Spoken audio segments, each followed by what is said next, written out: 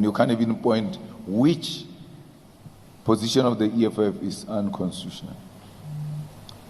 We're not going to answer the question about Mbuyiseni Ndlozi.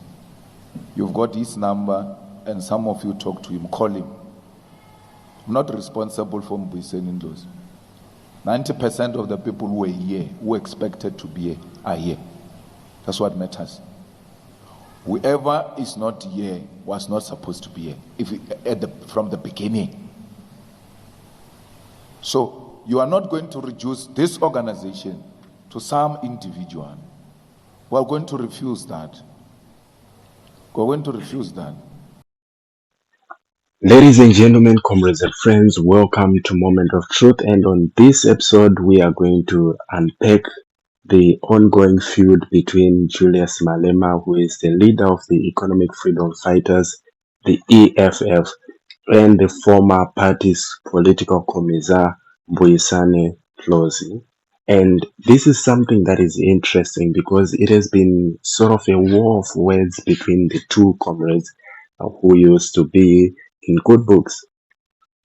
All right. So the first thing to understand about this thing is how Julius Malema started this attack. A lot of you are trying to understand where this conflict started and how it came to be. Well, the first thing you need to understand is that Julius Malema has been going around, especially on social media, denouncing and even indirectly attacking Mbuyiseni Ndlozi or Dr. Ndlozi. And a lot of things he has said, he has talked about him being the one who sings beautifully, and he is an enemy of the EFF, and he's expecting him to leave.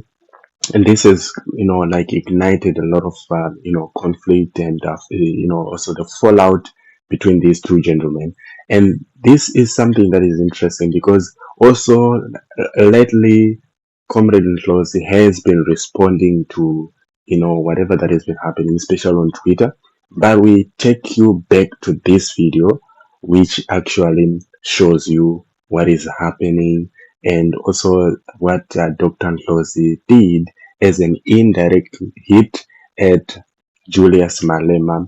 He talked about him as an individual, or like, of course, he was calling out also other party members, but he was talking about individuals who always think about themselves as and they forget that also the organization, it means to be balanced, where you need to give room to others to excel rather than think about yourself as an individual and also being threatened by those who are brilliant more than him. And it seems like it's an attack to Julius Malema because somehow Julius Malema seems to be threatened by anyone who exert influence that is more than him, or people who are praised who are also like him. So we take you through this video. Watch and listen carefully as we understand what Dr. Ndlozi was trying to put across. I always make an example. Oliver Tambo was one of the best recruiters of the 1940 of the Youth League towards the Youth League. Majority of the young leaders were recruited by Walter Sisulu, not Oliver Tambo. But Walter Sisulu himself never became the president of the NC. But he was not intimidated to go and recruit talent that was better than him. When not the talent that is better than you, you block the gate. Because it must be about you.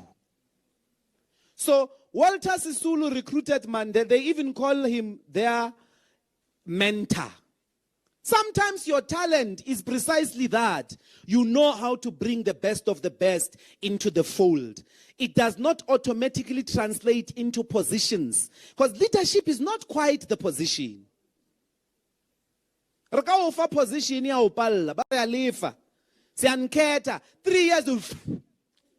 All we are doing is you want us to sing leadership idumela. That's when you are a leader. Ufunhlala ngaphambili. Never, ever subject or accept the cultures of leading that boost individual egos. Let us lose ourselves, comrades, to the struggle.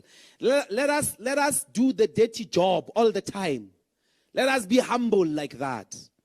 Leadership is the person who sets up the tables, who arrives first and takes out, makes sure the chairs are here. That's leadership. It's service.